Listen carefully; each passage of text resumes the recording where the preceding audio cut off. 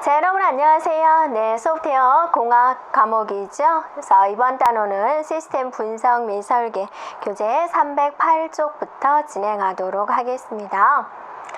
자, 시스템을 보다 분석을 하고 또 설계를 하자라는 거죠. 그래서 구조적인 분석부터 들어가도록 할 건데 그러면 구조적인 분석이란 이론적으로 무엇이라고 말을 하냐라는 거죠. 그래서 구조적인 분석이란 무엇이냐, 규정된 절차를 참조를 해서 사용자의 요구사항을 파악을 하고 분석하는 기능이에요. 그러니까 여러분이 보면은 소프트웨어 공학 공부를 하면서 다 거기서 그 말 같죠. 다 사용자의 요구사항을 분석을 한다라는 거. 그럼으로써 자료의 흐름 또 자료에 대한 처리를 중심으로 요구사항 분석법이 이루어진다라는 거고, 자, 그러기 위해서는 뭐를 이용을 하냐. 그럼 요구사항을 잘 분석하려면, 사용자들이 요구하는 것을 잘 분석하려면 막 이렇게 기술을 할까? 기술하는 데 한계가 있겠죠. A4 용지 몇 장이 나올 건데, 그래서 그걸 표시하는 방법으로는 자료 흐름도, 또 자료 사전, 소단위 명세서, 개체 관계도, 이런 것들을 이용을 해요. 자, 여러분 여기서 기억합니다. 구조적 분석을 하는 도구 4가지가 있죠? 네, 기억을 하세요. 자료 흐름도, 자료 사전, 소단위 명세서, 개체 관계도 종류 기억을 해주고요. 네. 그리고 이제 하향식 방법으로 세분해서 도형이나 문서 등이 정형화되어 있다라는 거고요. 자, 그러면 이제 이 4가지가 있다라고 그랬죠. 이것에 대해서 하나씩 살펴보도록 하겠습니다. 자, 먼저 자료 흐름도, 자료사전, 소단위 명세서 중에서 자료 흐름도를 먼저 살펴보도록 할게요. 자, 자료 흐름도다라는 것은 자료가 흘러가는 그런 거를 이런 도형으로서 그린 거예요. 그래서 DFD다 그럽니다. 데이터가 흘러가는 모양이다. 데이터 플로우 다이어그램이다 라는 거죠. 그래서 그럼 어떻게 표현을 하느냐, 프로세스는 이렇게 동그라미로 표시를 하자라는 거죠. 동그라미는 자, 프로세스다 라는 거고요. 자료가 저장되어 있는 것은 이렇게 표시를 하자. 됐죠? 자료가 흘러가는 것은 이렇게 화살표로 표시를 하자. 단말은 사각형으로 표시를 하자. 네, 그래서 이렇게 이루어진 것을 우리는 DFD, 자료 흐름도다 라고 이야기를 하게 됩니다. 네. 됐죠? 자, 그 다음에 이제 이 용어를 여러분이 기억해 주면 되고요. 자료 사전이 있어요. 네, DD라고 우리가 표현을 하는데, 자료 사전은 이제 또 다른 형태로 표시를 하는 거죠. 자, 이런 식으로 이런 기호를 이용을 해서 사용하는 방법이에요. 그래서 같다 기호는 자료에 대한 정의, 더하기는 자료에 대한 구성, 이러한 걸로 구성이 되어 있어요. 그 다음에 중괄호는 자료에 대한 반복, 이렇게 되어 있으면 최소 K번이 반복이 돼요. 위첨자로 붙어 있으면 최대 K번 반복이 돼요. 이렇게 표현하는 거고요. 그 다음에 이제 이거는 또는이에요. 이것과 이것 중에서 선택하겠다. 이거는 생략 가능합니다. 이거는 주석입니다. 이런 식으로 표현을 하는 거예요. 자, 그러면 여러분 교재 309쪽에 보면 이해가 나와 있죠. 네. 자, 학생 명세는 성명, 학번 더하기 주소 이렇게 되어 있어요. 그럼 여러분이 이거는 뭐였어요? 이 기호는 뭐였어요? 바로 여기가 있죠. 자료의 선택이죠. 학생 명서는 성명이나 학번, 주소 둘 중에 하나를 선택을 하고 거기에 주소로 구성이 되어 있다라는 거죠. 자, 성명, 학번, 주소로 구성이 되어 있는데 성명과 학번 중에서 선택이 가능합니다 라는 거죠. 자, 이렇게 되어 있어요. 그러면 이 기호는 무엇이죠? 네, 급여 형태는 사무직과 일반직 중에서 선택할 수 있어요. 이렇게 표시할 수 있습니다. 네, 되겠나요? 자, 그 다음에 이제 소단위 명세서가 있는데, 이 소단위 명세서는 그냥 자연 언어로 그냥 기술하는 거예요. 이렇게 자료 흐름도에서 최하위 단계에 존재한다니까. 여러분이 제일 먼저 이걸 이제 따로따로 기술하기도 하지만 자료 흐름도 DFD를 그리고 그걸 가지고 자료 사전을 만들고 그걸 가지고 최종적으로 소단위 명세서를 만드는 거죠. 그래서 자료 흐름도에서 최하위 단계에 존재하는 이런 업무 처리 과정을 상세하게 기술한 거다라는 거죠. 그래서 구조적인 언어, 또 조건문, 의사결정표 이런 것들을 이용을 해서 기술을 하게 된다라는 겁니다. 자, 구조적인 언어라는 것은 무엇이냐면 우리가 일상적으로 사용하는 자연 언어예요. 그러니까 예를 들어서 그냥 이런 거죠. 취업자의 각 고용 형태에 따라서 다음과 같이 급여를 계산합니다. 취업자의 급여 형태를 파악합니다. 회사 규정에 따라서 급여액을 계산합니다. 이런 식으로 그냥 한글로 그냥 이렇게 쭉쭉쭉 나열한 것을 우리는 구조적 언어다라고 한다라는 거죠. 그 다음에 이제 선후 조건문이에요. 앞에 선 조건문, 후 조건문 합해서 이제 선후 조건문이다라고 하는데요. 이거는 뭐냐면 처리가 수행해야 될 어떤 기능을 기술한 것이다. 예를 들면 성적 처리를 만든다. 그러면 입력이 뭐가 들어와야 되죠? 성적이 나와야죠. 그럼 그것의 결과는 뭐죠? 네, 출력이죠. 네, 그러니까 또 이런 거죠. 네, 선 조건문입니다. 그래서 이건 이제 병원에 있죠. 퇴원 환자가 발생을 해야죠. 네. 그리고 일치하는 환자가 존재하면 이제 조건이 따라진다. 그러면 이제 이게 처리가 됐으면 후 조건문은 뭐냐면 일치하는 검사 계획이 존재하지 않습니다. 일치하는 치료 계획이 존재하지 않습니다. 일치하는 환자에 대한 퇴원 원인이 정해졌습니다. 이런 식으로 이제 만드는 거죠. 네. 그러니까 어떤 일이 벌어지기 위해서는 앞에 뭐가 이루어져야 되고 그다음에 최종적으로 뒤에 뭐가 이루어져야 된다. 그게 이제 선후 조건문입니다. 이렇게요.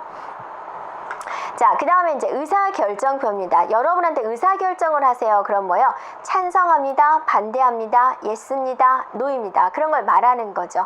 그래서 이 의사결정표는 뭐냐면 이러이러한 입력 자료에 의해서 있는데 이 입력 자료에 대해서 해당이 되면 이제 이렇게 표시를 하는 거죠. 예를 들어서 이제 항목을 쭉 만들어 놓는다 그죠. 연령이 21보다 큽니까? 1번 사람은 네, 2번 사람은 네, 3번 사람은 네, 5번 사람은 아니요. 이런 식으로. 성별은요, M예요, F예요, M이에요, F예요. 이런 식으로 표시하는 게 의사결정표예요. 체중이 80보다 큽니까? 네, 아니요, 네, 아니요, 네, 네, 네. 이런 식으로 표현을 한다라는 거죠. 이게 의사결정표다라는 거죠. 네.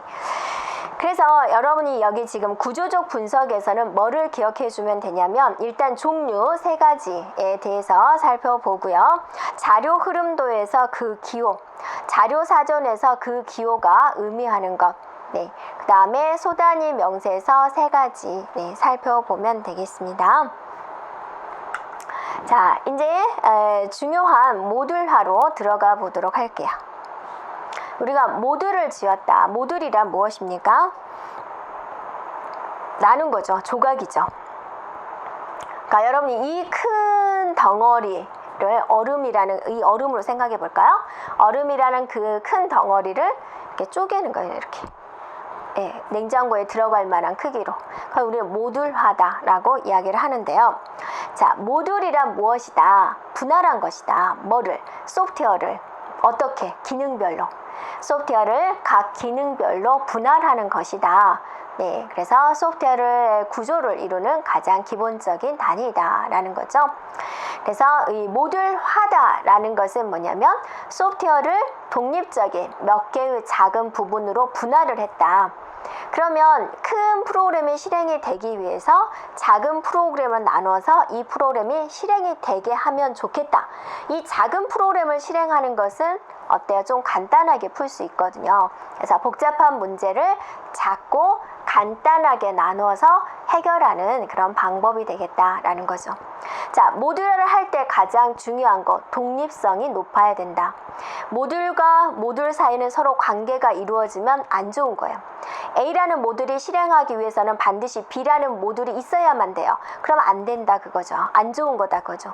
A 혼자서 실행해야 돼요. 그럼 그 모듈화를 잘했다라고 이야기를 합니다. 그래서 모듈화는 독립성이 높아야 된다. 그 독립성은 뭐에 의해? 그럼 독립성이 좋아요, 안 좋아요를 뭘로 판단하냐? 결합도와 응집도에 의해서 측정이 된다라는 겁니다. 자, 여러분이 여기서 가장 중요한 거, 모듈화는 어찌해야 된다? 독립성이 높아야 된다. 그죠? 모듈화가 뭐지? 그러면 그건 잘게 쪼개는 거야, 소프트웨어를. 네, 그렇게 기억해 주면 되겠죠. 자, 이것에 대해서 자세히 들어갑니다. 이 화면에서 가장 중요한 게 뭐예요? 모듈화는 독립성이 높아야 된다라는 거요. 네. 자, 그래서 결합도에 대해서 한번 알아보고 또 응집도에 대해서 살펴보도록 하겠습니다. 자, 결합도다라는 것은 뭐냐면 모듈과 모듈 사이의 의존도를 측정하는 거예요. 자, 보세요. A라는 모듈이 혼자서 실행해야죠. 근데 얘는 혼자서 실행 못하고요. 반드시 B라는 모듈이 있어야지만이 실행을 해요. 이게 결합도다 그거죠. 모듈과 모듈 사이의 상호 의존도다 그거죠. 그럼 여러분이 이 결합도는 높은 게 좋아요? 낮은 게 좋아요? 낮은 게 좋죠. 상호 관계는 안 될수록 좋잖아요. 건들지 않아야 되죠. 네. 그래서 결합도는 어찌해야 된다? 약해야 된다. 반드시 기억합니다. 자, 결합도도 또 내부적으로 종류가 있어요. 자, 어떤 종류들이 있느냐? 자, 보세요. 네, 자, 데이터 결합도, 스텝 결합도, 제어 결합도, 외부 결합도, 공통 결합도, 내용 결합도가 있어요. 자, 결합도가 가장 강한 거, 결합도가 가장 약한 거. 자, 이렇게 이제 이게 종류가 이제 다른 쪽에서 나온 적이 있어요. 이렇게요. 네, 또 세부적인 것까지 나온 적이 있습니다. 네. 살펴볼게요. 자, 내용 결합도란 무엇이냐? 자세한 건 이제 여러분 교재에 써져 있으니까. 내용 결합도는 결합도 자체가 뭐였어요? 다른 모듈과의 상호 관계성이라 그랬죠. 그럼 어떤 관계를 가지고 있느냐? 내용 결합도는 다른 모듈의 내용을 참조하고 있어요. 다른 모듈 속에 있는 내용을 참조하는 걸 내용 결합도라고 한다. 자, 두 번째, 공통 결합도라는 것은 다른 모듈과 공통인 자료 영역을 사용하고 있어요. 공통인 자료 영역을 다른 모듈과 같이 쓰고 있다라는 거죠. 자, 외부 결합도다라는 것은 뭐냐면 외부로 선언한 데이터를 다른 모듈에서 참조할 때의 결합도예요. 그러니까 여러분 이제 프로그램 쪽에 가보면은 이제 외부 변수다 그런 걸 이제 배우게 될 건데요. 하여튼 외부에서 선언한 데이터를 참조하는 것이다 라는 거고요. 자, 제어 결합도다 라는 건데 다른 모듈로 논리적인 흐름을 제어하는 데 사용되는 제어 요소를 전달할 때 사용되는 결합도입니다. 그러니까 여기까지 살펴보니까 다 뭐야? 다른 모듈과 뭔가 하고 있다라는 거죠. 네, 뭘 하고 있느냐? 다른 모듈과 뭔가 하고 있는데 뭐를 하고 있냐? 내용을 참조한다. 공통인 자료 영역을 사용한다. 외부로 선언한 데이터를 참조한다. 제어 요소가 전달되고 있다라는 거죠. 자, 스텝 결합도라는 것은 뭐냐면 하나의 모듈이 동일한 자료 구조를 조회하는 경우다라는 거죠. 네, 배열이나 레코드. 네, 배열은 어때요? 자료 구조가 동일하잖아요. 네, 이런 동일한 자료 구조를 조회하는 경우 스텝 결합도. 데이터 결합도는 뭐냐면 모듈 간의 인터페이스가 자료 요소로만 구성되는 경우 모듈이 인수가 있는데 그 인수로 다른 모듈에게 데이터를 넘겨주고 호출을 받은 모듈은 다 받은 데이터에 대해서 처리 결과를 다시 돌려주는 것이다. 데이터 결합도다. 자, 보세요. 자, 이 모듈이 있는데 이 모듈과 이 모듈이 있는데 뭐 썸이라는 걸 하는데 자, 여기 가서 오라 그거죠. 여기가 이 썸이라는 게 여기 있다 그죠. 그럼 여기서 A, B를 받아서 열심히 계산을 해서 그것에 대한 합계를 내서 여기에 다시 돌려주는 거죠. 둘이 어떤 상호 협조하고 있죠. 네, 이런 게 데이터 결합도다. 이렇게요. 그래서 결합도의 종류 6가지가 있습니다. 네, 그래서 다른 쪽에서는 이 세부적인 걸 나온 적이 있어요. 예를 들면 결합도 중에서 다른 모듈의 내용을 참조하는 결합도는 무엇이냐? 내용 결합도예요. 이렇게입니다. 하여튼 결합도는 어찌해야 된다? 낮아야 된다. 그래야지 좋은 것이다. 자, 결합도를 봤으니까 이제 뭐를 봐야죠? 네, 그러죠. 응집도를 봐야죠. 자, 응집되었다. 우리가 응집되어서 응집이 잘 되어 있어요. 그 말은 뭐예요? 여기 하나의 모듈 내에서, 얘는 모듈 안에서만 이야기하는 거예요. 모듈 안에서 얘네들 깔이에요. 그럼 얘네들끼리는 어때요? 결집이 잘 돼야 돼요. 그래야지 좋은 거예요. 이게 하나의 조직이라고 보세요. 조직원들 사이에 어때요? 잘 협조를 잘 해야 되겠죠. 그게 응집도다. 응집도는 어찌해야 된다? 높아야 된다. 그래서 하나의 모듈에 있는 구성 요소들이 서로 관련이 되어 있는 정도, 그게 바로 뭐다? 응집도다. 그래서 이런 관련성을 측정하는 것으로 응집도가 있고, 이건 어찌해야 된다? 높아야 된다. 기억합니다. 자, 응집도도 종류 한번 살펴볼게요. 네, 이렇게 있어요. 네. 자, 우연적, 논리적, 시간적, 절차적, 통신적, 순차적, 기능적. 여기는 낮고 이거는 높고, 이런 응집도의 종류가 있다라는 겁니다. 자, 세부적으로 살펴볼까요? 네. 자, 기능적 응집도입니다. 기능적 응집도.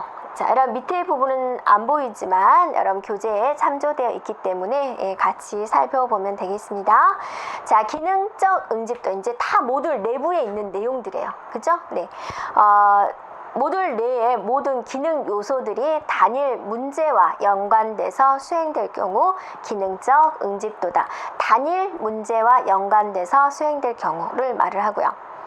그 다음에 이제 순차적 응집도입니다. 네, 한 모듈의 출력 자료가 그 다음 기능 요소의 입력 자료로서 제공되는 형태. 그죠? 하나의 출력이 그 다음 기능 요소의 입력 자료로 그대로 제공되는 형태고요. 자, 통신적 응집도는 다른 말로 교환적 응집도다라고도 이야기를 합니다. 그래서 동일한 입력과 출력을 사용하는 그런 소 작업들이 모인 모듈을 말을 하는 거고요. 됐죠? 네. 그 다음에 절차적 응집도가 되는데요. 모든 내부의 요소들이 서로 관련 기능이 있을 경우 순차적으로 수행할 경우를 말을 합니다. 절차적이다, 순차적으로 수행이 된다. 그 다음에 이제 시간적 응집도입니다. 특정한 시간에 처리되는 그 몇 개의 기능을 모았어요. 특정한 시간에만 처리되는 거, 그걸 모아놓은 걸 말을 합니다. 네. 그 다음에 논리적인 응집도입니다. 유사한 성격을 가진 특정 형태로 분리되는 요소들을 이제 모아놓은 것이다. 그 다음에 우연적 응집도입니다. 우연적 응집도는 모듈 내부의 각 구성 요소들이 서로 관련이 없는 요소들로만 구성되어 있는 경우를 말을 합니다. 네. 그래서 한번 쭉 살펴보면 되겠고요. 자, 우리가 중요한 것은 좋은 소프트웨어란 어찌해야 된다? 모듈 간의 결합도는 어떻게?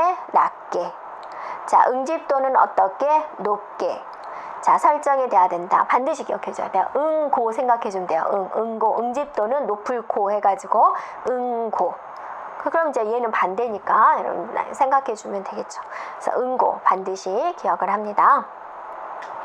자, 됐고요. 이제 이번에는 이제 검사로 갈게요. 검사. 이제 소프트웨어를 검사하는 방법이죠. 네, 거기는 크게 화이트 박스와 블랙 박스로 나눠지게 돼요. 여러분이 화이트 박스와 블랙 박스 테스트에서 기억할 것은 종류를 기억을 하세요. 종류. 네. 자, 화이트 박스는 뭐냐면 논리 위주의 검사 방법이에요. 그래서 모듈 안에 작동을 자세히 관찰하는 거예요. 그래서 모듈 안에서 논리적인 구조를 검사하는 것이다. 그래서 원시 코드의 모든 문장을 한 번 이상 수행함으로써 이제 검사 테스트를 하는 방법이고요. 자, 이 화이트박스 테스트의 검사 방법이 있습니다. 기초 경로 검사, 조건 검사, 데이터 흐름 검사, 루프 검사가 있어요. 이 종류가 출제가 되었습니다. 다음 중 화이트박스의 종류가 아닌 것은 이런 식으로. 자, 화이트가 있으면 뭐가 있어요? 블랙이 있겠죠. 블랙박스 테스트가 있습니다. 이거는 뭐냐면 기능 검사예요. 그러니까 설계된 모든 기능들이 정상적으로 작동되는지 검사하는 방법으로서 기능 검사라고도 해요. 여러분, 화이트박스는 무슨 검사죠? 화이트박스는 뭘 검사하는 거였어요? 논리 위주의 검사, 논리적인 구조, 안에를 뜯어보는 거죠. 안에를 들어가서 논리적인 구조가 잘 되는지 그러한 걸 검사를 하는 것이고, 화이트박스는 뭐죠? 기능 검사예요. 정상적으로 작동되는지 바깥의 모습을 쳐다본다라는 거죠. 그래서 입출력 위주 검사로서 입력은 적절하게 받아들였나, 출력은 정상적으로 이루어졌나, 이런 걸 보여주는 테스트 방식이 돼요. 자, 블랙박스 테스트 방식은 동치 분할 검사, 경계값 분석, 원인 효과 그래프, 비교 검사, 이런 방법을 이용을 해서 테스트하는 방법이다, 그거죠. 자, 여러분이 이 블랙박스 테스트 방법, 이거는 알고 있어야 돼요. 다음 중 블랙박스 테스트 방법이 아닌 것은 이런 식으로요. 네. 그리고 화이트박스와 블랙박스를 구분해주면 되겠습니다. 자, 되겠나요? 네. 자, 이제 우리가 이제 객체 지향 분석으로 들어가 보도록 하겠습니다. 그래서 객체라는 말이 많이 나오게 되는데, 객체란 여러분이 이제 어떤 대상이다라고 생각해 주면 될 건데요. 객체라는 것은 이제 무엇이냐, 우리가 이제 프로그램 작성할 때도 계속 객체 지향, 그런 말이 많이 나오게 될 거예요. 도대체 객체란 건 뭐냐? 여러분 자신도 그 객체가 될 수 있어요. 동작을 포함하는 것들은 다 객체가 될 수 있어요. 고양이 움직여요. 개가 멍멍 짖어요. 객체가 될 수 있죠. 이렇게. 자, 데이터와 그 데이터에 관련된 동작을 모두 포함한 것을 우리는 객체라고 한다, 그거죠. 됐죠? 그러면 객체 지향 설계다. 객체 지향 설계는 뭐 객체 지향 프로그램, 그런 말이 많이 나오죠. 그래서 객체 지향 기술을 적용을 해서 이런 우리 현실 세계를 분석하는 것이다 라는 거죠. 그래서 사물이나 현상을 객체 지향 프로그램이 가능하도록 객체로 표현하는 데 필요한 기술, 기호, 그런 것들을 표현한 것이다 라는 겁니다. 자, 객체 지향 프로그램이다. 그러면 컴퓨터 프로그램을 연속적인 명령어의 목록으로 보는 시각에서 벗어나가지고 여러 개의 독립되는 단위, 처음부터 끝까지 다 되는 것이 아니라 프로그램을 딴 이렇게 나눠가지고 객체들에 대한 목록으로 파악을 해가지고 그 각각의 객체들이 메시지를 주고받음으로써 데이터를 처리하는 그런 프로그램 방식을 객체 지향 프로그램이다 라고 그래요. 그러니까 이거를 굳이 외울 필요는 없어요. 이거는 시험 문제 안 나오죠.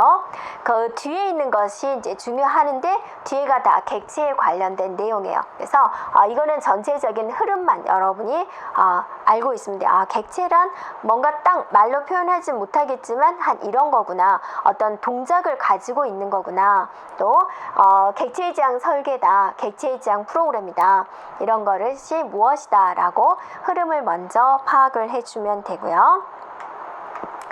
자, 다시 한번 이제 살펴보면 되겠는데요. 객체 지향으로 들어가겠습니다. 자, 객체 지향의 구성 요소는 세 가지가 있어요. 객체 지향 요소의 구성 요소 세 가지. 네, 객체, 클래스, 메시지 세 가지가 있습니다. 그래서 이 세 가지는 또 무엇인지 용어적인 면을 살펴보도록 할게요. 자, 객체라는 것은 무엇이다 그랬냐면 데이터와 연산을 결합시킨 것이다 라는 거죠. 네. 자, 필요한 자료 구조와 수행되는 함수를 가진 하나의 소프트웨어 모듈이다, 그죠? 하나의 덩어리다 라는 거죠. 자, 여기서 메소드라는 단어가 나옵니다. 메소드는 또 뭐냐? 객체가 갖는 데이터를 처리하는 거예요. 처리하는 알고리즘. 객체가 메시지를 받아서 실행해야 될 객체의 구체적인 연산을 정의한 것을 우리 메소드다 그래요. 자, 새로운 용어들이 나오고 있죠. 객체란 무엇이다? 데이터와 연산을 결합시킨 것이다. 거기서 메소드는 무엇이다? 연산을 정의한 것을 메소드라고 한다 라는 겁니다. 자, 그 다음에 이제 클래스라는 개념이 나와요. 우리가 이제 클래스 어떤 것 같아요? 좀 모임인 것 같죠? 이렇게. 어떤 모임이냐? 유사한 객체들을 모아놓은 거죠. 유사한 객체들을 모아가지고 공통된 특성을 표현한 겁니다. 그래서 객체들이 갖는 속성, 연산 이런 것들을 정의하는 것들입니다. 네. 그리고 클래스로부터 생성된 새로운 객체를 인스턴스라고 합니다. 용어가요. 네. 자, 그 다음에 이제 메시지가 있습니다. 메시지는 이제 객체들 간의 상호작용이 일어나기 위해서는 어떤 메시지가 필요하죠. 여러분이 엄마한테 맨날 듣는 것도 뭐예요? 메시지죠. 네, 메시지가 필요하고 이 메시지를 통해서 객체의 동작이 수행되는 거죠. 그죠? 나를 지시하는 명령어 메시지다 라는 겁니다. 객체 지향의 구성 요소 세 가지, 예, 객체, 클래스, 메시지. 그 다음에 거기서 메소드라는 용어, 인스턴스라는 용어가 나왔죠. 네, 한 번 더 살펴보면 되겠습니다.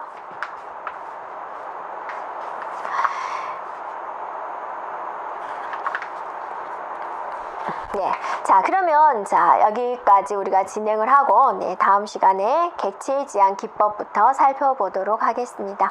여러분 수고하셨습니다.